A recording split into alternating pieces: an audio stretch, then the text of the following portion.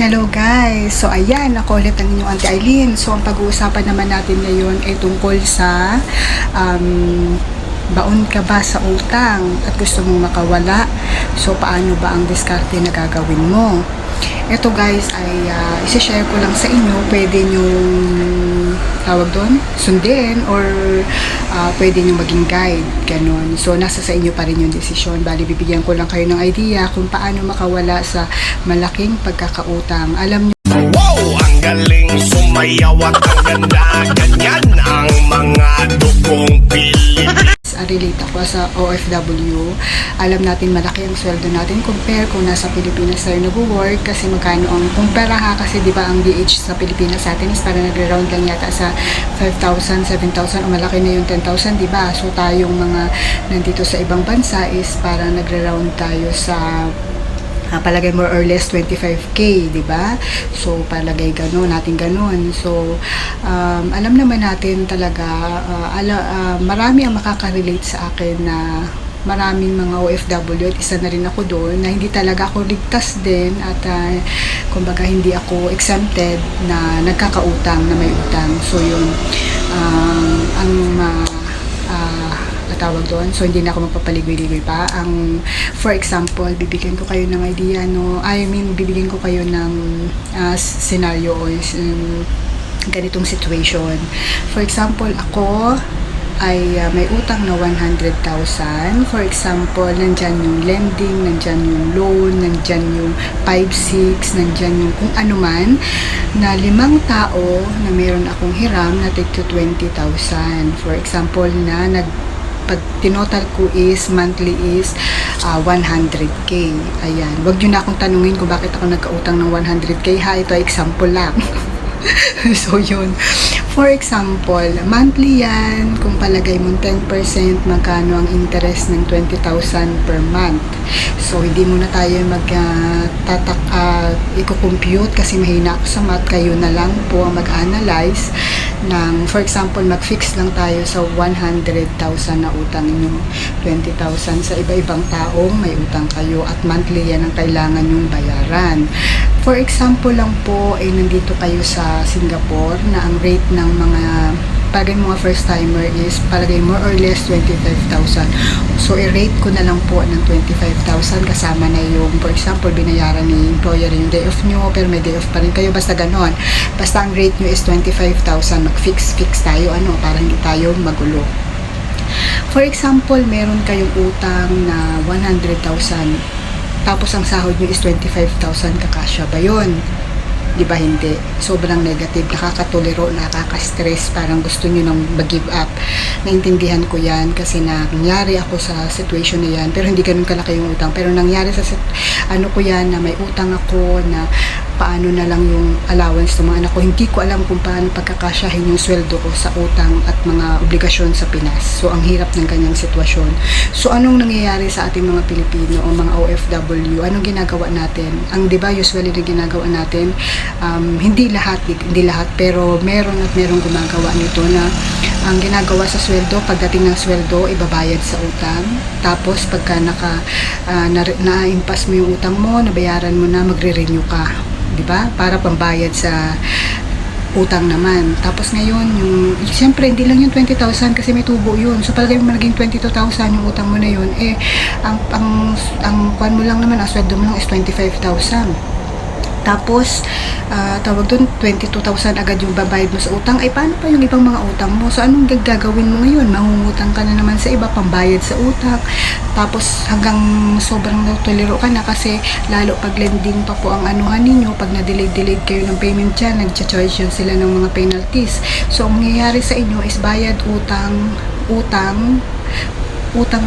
bayad utang, at saka cycle nyo pa ulit-ulit na ganun ang mangyayari hanggang sa malubog kayo sa utang, hanggang hindi nyo na alam ang gagawin nyo. At yan minsan na pumapasok yung, kaya minsan may mga nag-aalok ng mga loan dito, ng mga loan shark, kahit ayaw ng mga OFW o mga kapwa ko mga nandito, minsan is ginagrab na lang kasi nila kahit malaki yung tubo kasi no choice na sila, kasi wala na silang mapagkunan na ibang mahiraman ng pera kasi baon na sila sa utang. Yung mga alam nilang na mautangan nila is may utang na rin sila.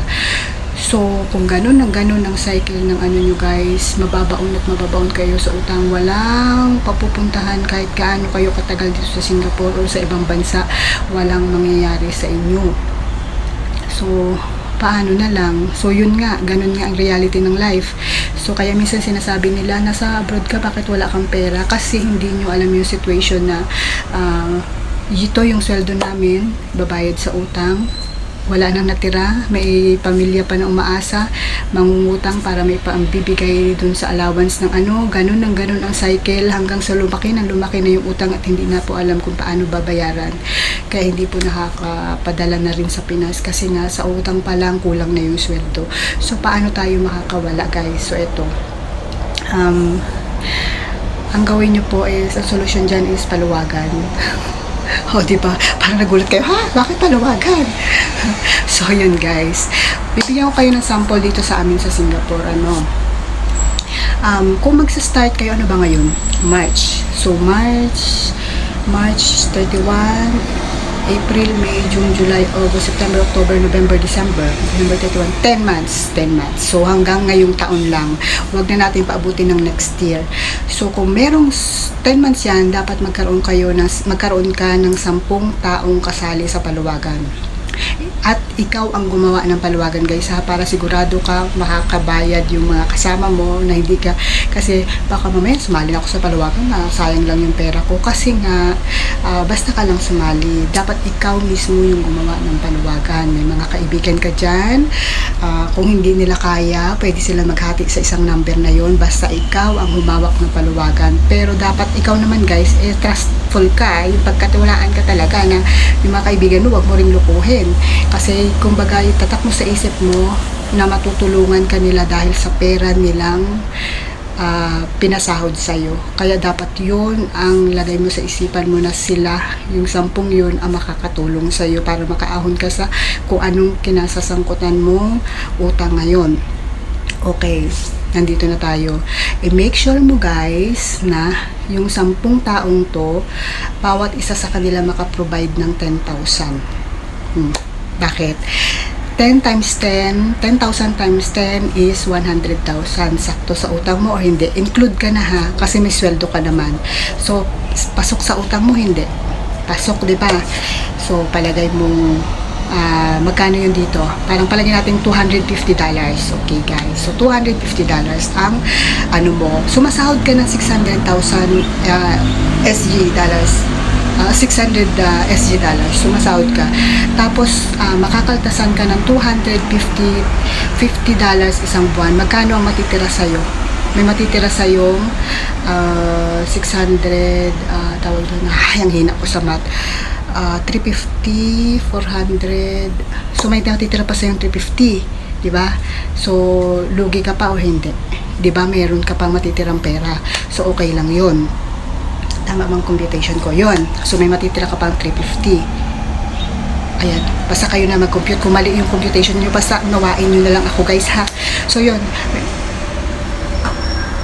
May matitira sa yung 350. So, yun. So, ikaw ang una sa sahod dahil ikaw yung magiging admin, number 1 ka. So, yung makukolekta mo na 90,000 plus may sweldo ka, guys, na magkano yung sweldo mo? $600. So, kunin mo yon, yung $250 doon, mabubuo mo na yung 100,000 na utang mo. At lahat ng sahod sa paluwagan, guys, ay ibayad mo, guys.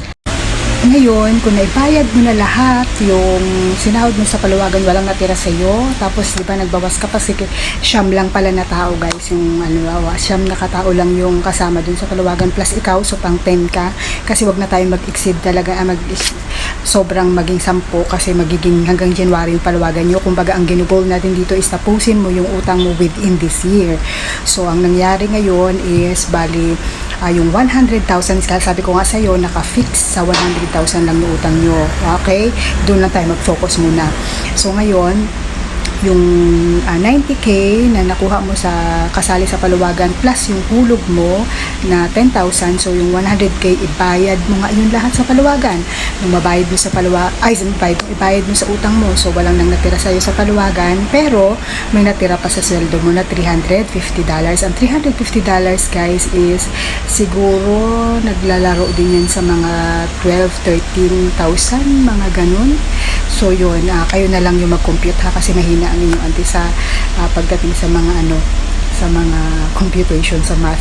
So ita-times mo na lang yung 350 times tawag doon times 41 pesos. Pero guys, magtira kayo ng allowance para sa within the month na syempre mag-day off kayo, kasi dito po sa amin is merong at least once a month na day off ang isang helper. Hindi po yun pwedeng isang buwan na wala kang day off.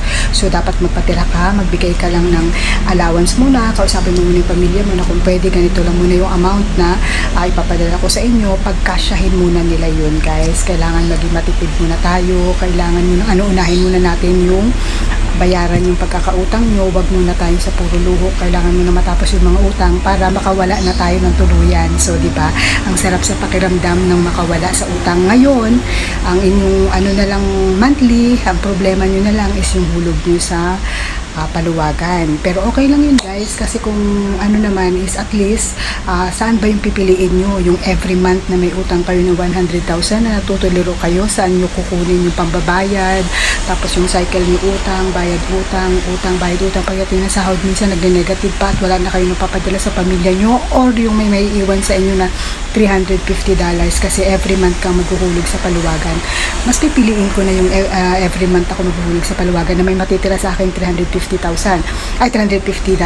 So bali yung $50 pagkakasyahin ko yun sa day off ko, at yung 300 is padala ko sa Pinas. So yung $300 na yun guys is ang $100 kasi ay naglalaro sa 4,100. Ito times mo yun times 3 kasi 300 yun. So parang naglalaro nga siya ng 12 o 13,000 din yun guys. So yun, diba?